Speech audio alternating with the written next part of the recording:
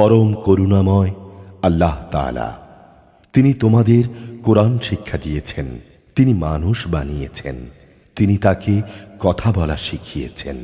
সূর্য ও চন্দ্র উভয়ই নির্ধারিত হিসাব মোতাবেক তাদের কক্ষপথে চলছে।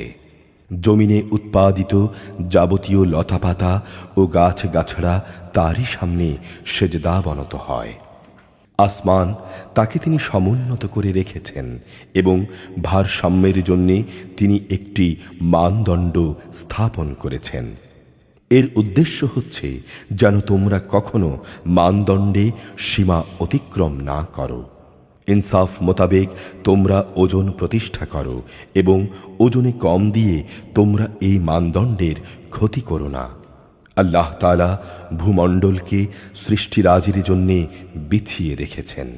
তাতে রয়েছে অসংখ্য ফলমূল, রয়েছে খেজুর যা খোসার আবরণে ঢাকা, রয়েছে ভুসিযুক্ত শস্য দানা ও সুগন্ধিযুক্ত ফল। অতএব হে মানুষ ও জিন, তোমরা তোমাদের মালিকের কোন নেয়ামত অস্বীকার করবে? তিনি মানুষকে বানিয়েছেন পোড়ামতো শুকনো ঠনঠনে এক টুকরো মাটি থেকে এবং জিনদের বানিয়েছেন আগুন থেকে। অতঃপর হে মানুষ ও জিন, তোমরা তোমাদের মালিকের কোন নেয়ামত অস্বীকার করবে? তিনি 2 মৌসুমের 2 উদয়াচলের রব এবং রব 2 অস্তাচলেরও। অতঃপর হে মানুষ ও জিন, তোমরা তোমাদের মালিকের কোন নেয়ামত অস্বীকার করবে?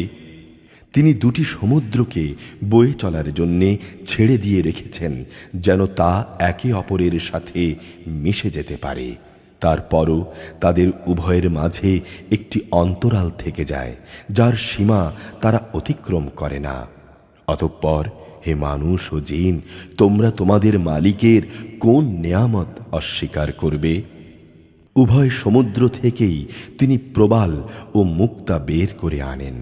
অতঃপর হে মানুষ ও জিন, তোমরা তোমাদের মালিকের কোন নেয়ামত অস্বীকার করবে? সমুদ্রে বিচরণশীল পাহাড় সম জাহাজ সমূহ তো তাঁরই ক্ষমতার প্রমাণ। অতঃপর হে মানুষ ও জিন, তোমরা তোমাদের মালিকের কোন নেয়ামত অস্বীকার করবে? জমিন ও তার উপরে যা কিছু আছে তা সবই একদিন বিলীন হয়ে যাবে।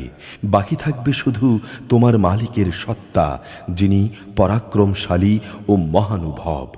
অতএব হে মানুষ ও জিন, তোমরা তোমাদের মালিকের কোন নিদর্শন অস্বীকার করবে?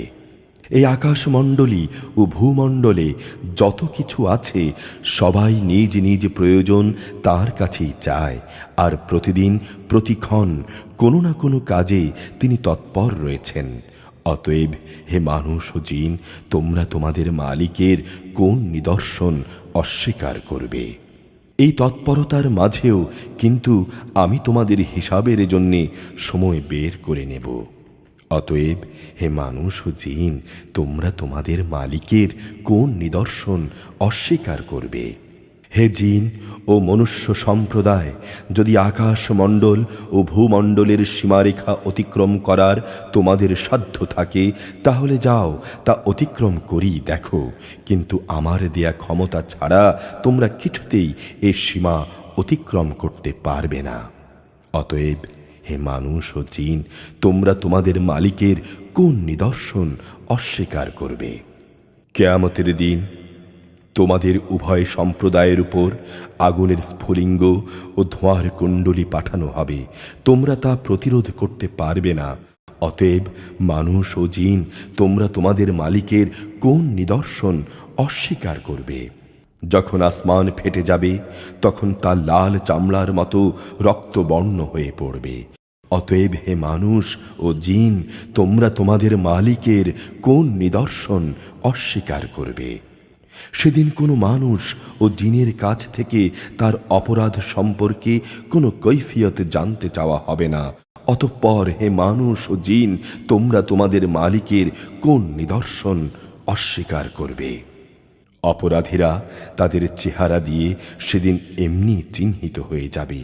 অপরাধের নথি অনুযায়ী তাদের কপালের চুল ও পা ধরে ধরে হেঁচড়ে নেওয়া হবে। অতঃপর হে মানুষ ও জিন, তোমরা তোমাদের মালিকের কোন নিদর্শন অস্বীকার করবে? সেদিন বলা হবে, এ হচ্ছে সেই জাহান্নাম যাকে অপরাধী ব্যক্তিরা মিথ্যা বলতো। সেদিন তারা তার ফুটন্ত পানি ও জাহান্নামের মাঝে ঘুরতে থাকবে। অতএব হে মানুষ ও জিন, তোমরা তোমাদের মালিকের কোন নিদর্শন অস্বীকার করবে? যে ব্যক্তি তার নিজের মালিকের সামনে দাঁড়াবার সময়কে ভয় করবে, তার জন্যে থাকবে দুটো সুরম্য বাগিচা। অতঃপর হে মানুষ ও জিন, তোমরা তোমাদের মালিকের কোন নেয়ামত অস্বীকার করবে?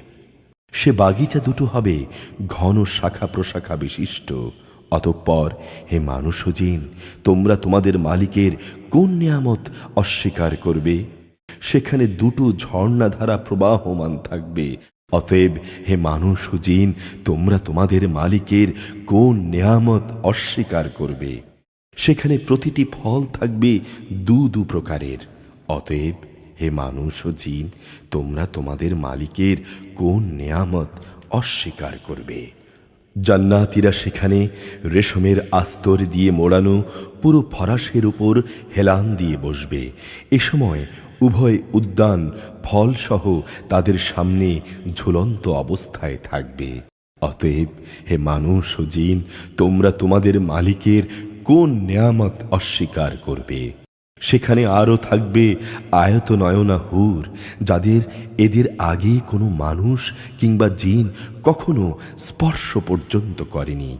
অতএব হে মানুষ ও জিন, তোমরা তোমাদের মালিকের কোন নেয়ামত অস্বীকার করবে? এরা যেন এক একটি প্রবাল ও পদ্মরাগ। অতএব হে মানুষ ও জিন, তোমরা তোমাদের মালিকের কোন নিয়ামত অস্বীকার করবে? উত্তম আনুগত্য এর বিনিময় উত্তম পুরস্কার ছাড়া আর কি হতে পারে বলো? অতএব হে মানুষ ও জিন, তোমরা তোমাদের মালিকের কোন নিয়ামত অস্বীকার করবে? এ দুটো ছাড়াও সেখানে দুটো ভিন্ন ধরনের উদ্যান রয়েছে।